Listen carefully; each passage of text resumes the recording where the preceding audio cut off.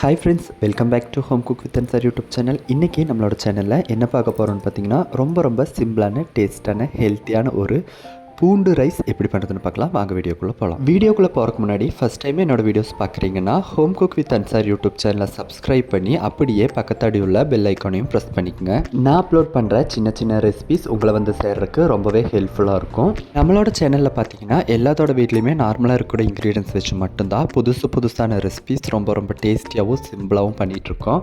என்னோட சேனலை நீங்கள் ஃபாலோ பண்ணுறதா இருந்தால் உங்கள் வீட்டு சமையலுக்கு என்னோடய குக்கிங் வீடியோஸ் ரொம்பவே யூஸ்ஃபுல்லாக இருக்கும். இப்போது பூண்டு சாதம் பண்ணுறதுக்கு வேண்டி ஒரு 10 பல் பூண்டை நல்லா இடித்து ஒரு சைடு எடுத்து வச்சுருக்கேன். ஒரு கடாயில் 2 டேபிள் ஸ்பூன் ஆயில் ஊற்றி ஆயில் நல்லா சூடாக வர ஸ்டேஜில் ஒரு டேபிள் ஸ்பூன் கடுகு சேர்த்து கொடுத்து பொரிய விட்டு கூடவே நம்ம இடித்து வச்சுருக்க பூண்டு ஒரு 2 கொத்து கருகாப்பிலையும் சேர்த்து கொடுத்து பூண்டு நல்லா எண்ணெயிலேயே நல்லா வதங்கி கோல்டன் கலர் ஆகிற வரை நல்லா வதக்கிக்கலாம்.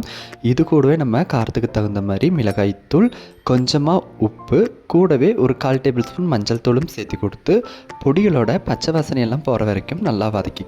பார்த்தீங்கன்னா நம்ம ஆட் பண்ணி கொடுத்த இன்க்ரீடியன்ஸ் எல்லாம் எண்ணெயிலேயே நல்லா வதங்கி வந்துருச்சு. இந்த ஸ்டேஜில் நம்ம வடித்து வச்சுருக்க 1 கப் சாதத்தை இது கூட சேர்த்து கொடுத்து நல்லா மிக்ஸ் பண்ணி இறக்கணும்னா சூப்பரான காரசாரமான பூண்டு சாதம் தயாராகிரும்.